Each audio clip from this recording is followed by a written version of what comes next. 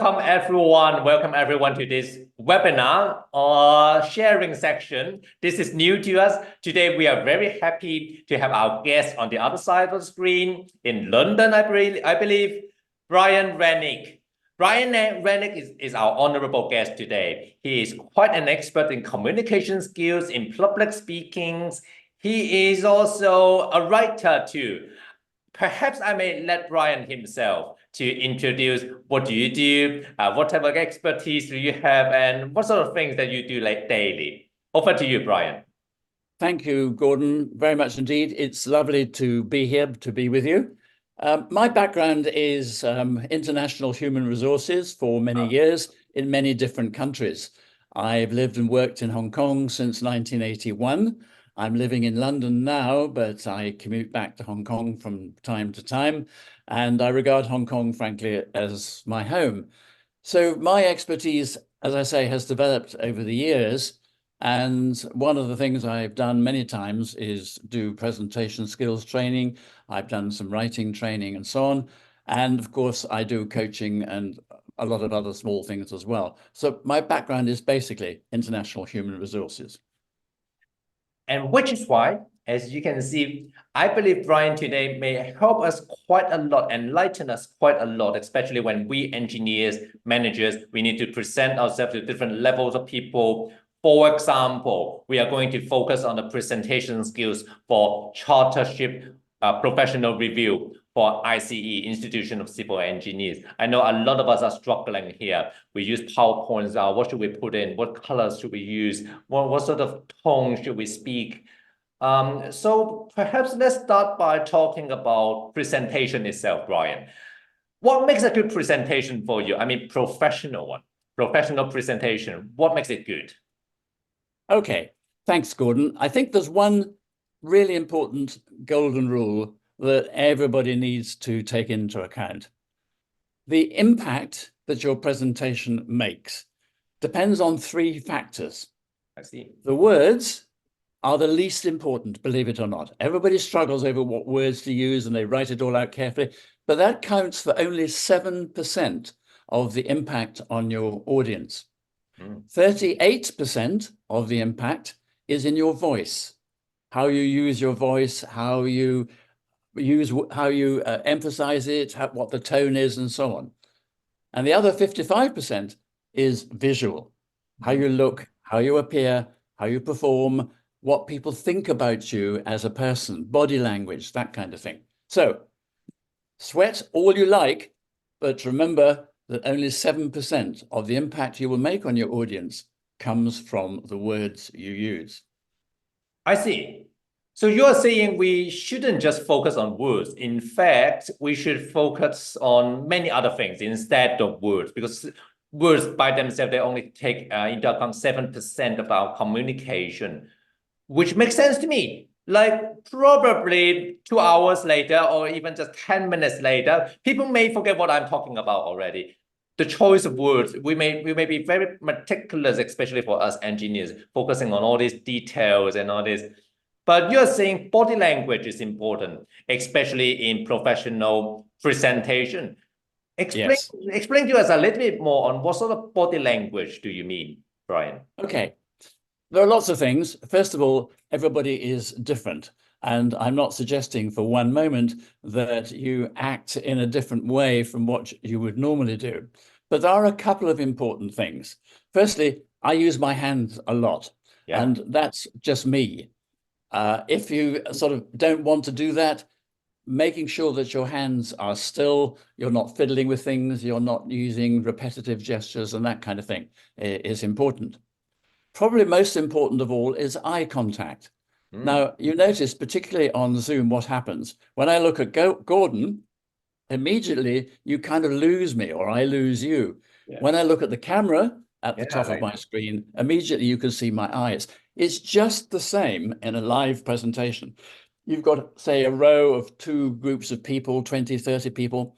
The trick is to move your eyes around from person to person and make eye contact with them. It's not difficult to do, but you just need to make sure that you recognize them and they recognize you. So eye contact is important.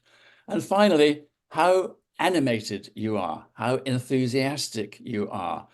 Are you demonstrating the fact that you are a keen and lively person, or are you really rather bored with the whole thing and just sort of talking in a monotone all the time and standing very still and looking down like this? You know, those kind of things make a lot of difference.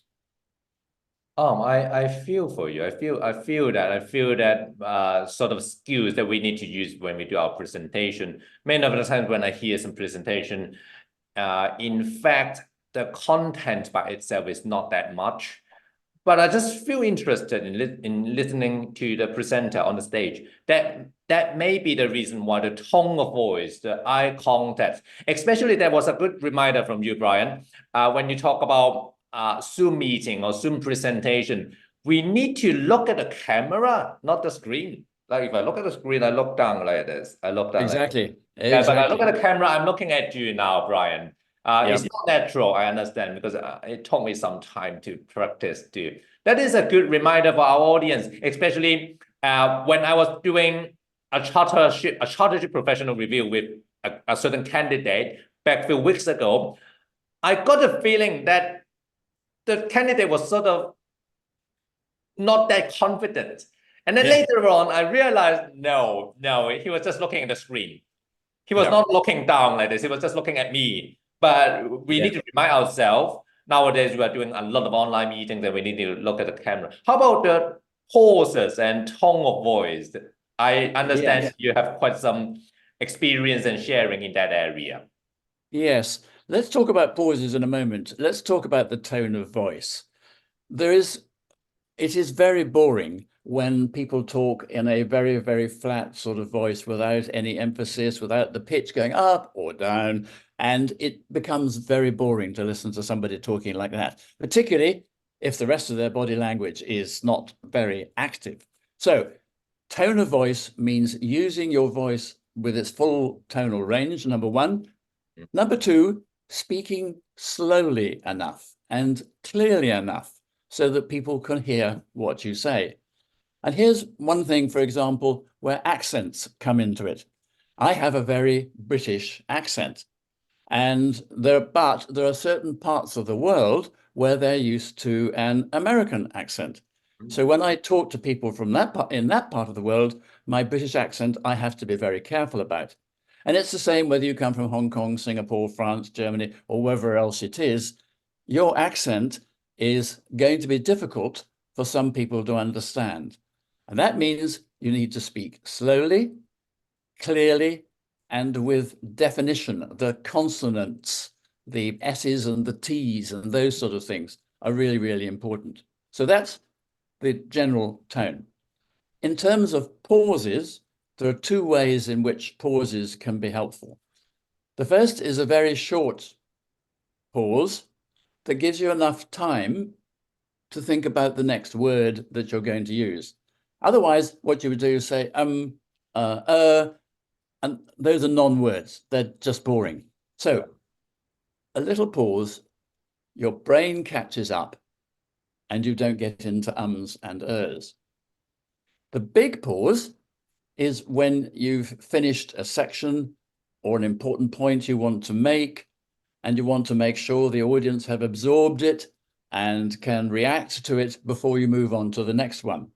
One of the big problems with PowerPoints, for example, is you're so eager to get all your arguments across that they get lost and one follows on the other and people don't have time to absorb the previous point that you make. So big pauses for emphasis, small pauses to help you find the right word.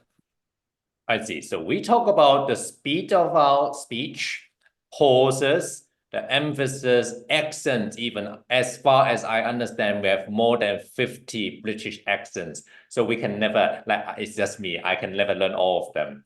Then that is a good reminder. Let's pause here a little bit and let's move to another area. Let's move to presentation by visual aids themselves. Sometimes we are forced to use PowerPoints. Sometimes we are forced to use some bar charts. Do you have any comments or advice on this topic? Yes. Yes, it's a very good question, Gordon, and it's a mistake that lots of people make. Let's start off with the basics. Every slide will take 1 minute to present. So if you have 10 slides, it's going to take 10 minutes. If you have 20 slides, it's going to take 20 minutes. If you've only got 10 minutes for your presentation, do not put in more than 10 slides because you won't finish in time. So 1 minute per slide. That's the first rule. The second rule is the whole point about slides is that they need to be visible and readable to the audience and by the audience. In other words, if they're all covered with lots of typeface and lots of words and small fonts to fit it all in, it's completely useless because nobody's going to be able to read it. So 4 or 5 bullet points maximum, big, bold letters that fill the screen, people can read it and feel comfortable with it. It makes so much Images, the same thing. If you have a really complex drawing, really complex map, forget it. It won't be visible to the audience. It will just be boring. And what you need to do, therefore, is to design something simpler, take a very simple map outline, a floor plan, for example. It doesn't have to be an architectural drawing. It just needs to be square boxes with walls and things in it. So keep it simple, keep it big, keep it simple, keep it visible. Thank you, Brian. This makes sense, so much sense for me. I still remember one day when I read a certain map presented by an associate director in front of a team during the assessment. He put in such a complicated map in there, just Google map, but so complicated, lots of small prints in there, lots of details in there, and overlay that with engineering drawings.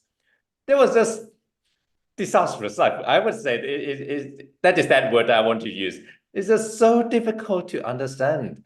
And Brian, you're right on that point that we need to keep things simple. We don't need to put every information that we want to present on a certain graph. We just speak it. We just present our message to the other side. And that is a good reminder. How about Gordon, I think the important thing for engineers here is this. Engineers need detail. They love detail.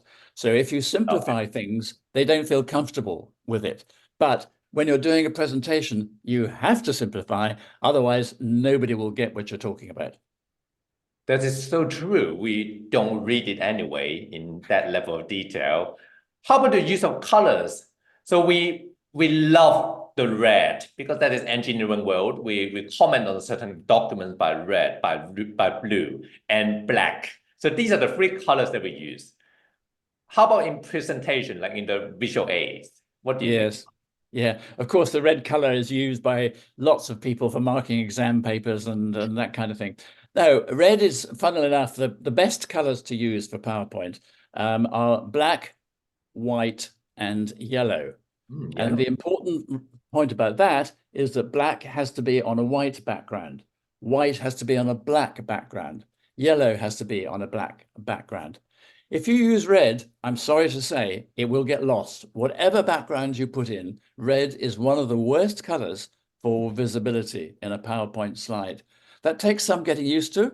If it's a big picture, like a blob, you want to show a picture of a heart or something like that, then maybe red would work. But for anything like text or detail, forget it. Red is not the right color. And that's a good reminder. So colors as well. Yes. They are very important. Contrast. That's the key thing. Contrast. Yeah. Let's move to another area, Brian. I know you are such a writer, so you write books, am I right? Yes, you are. I also write a blog. Blogs and some more other articles too. For us, the engineers, when we go through the assessment of professional chartership review, we need to do something called communication tasks. And what we need to do is to write different journal articles on a certain topic, or sometimes the blogs, sometimes writing an email, replying to a certain green group. So in terms of writing, we may not have too much time for today. But in terms of writing, do you have any advice on us? Perhaps we should have another section on writing. But at this moment, do you have any advice for us? Yes, my advice is very similar. Keep it simple, small words, short sentences. Don't try to be too technical, too complex. Again, it will get lost, but get your message across in the simplest way you possibly can, in as few words as possible. Many people think the more words you use, the more effective, the more impressive it's going to be. That's not true. You want to get a certain message across, and the way to do that is simple language, short words, very, very clear.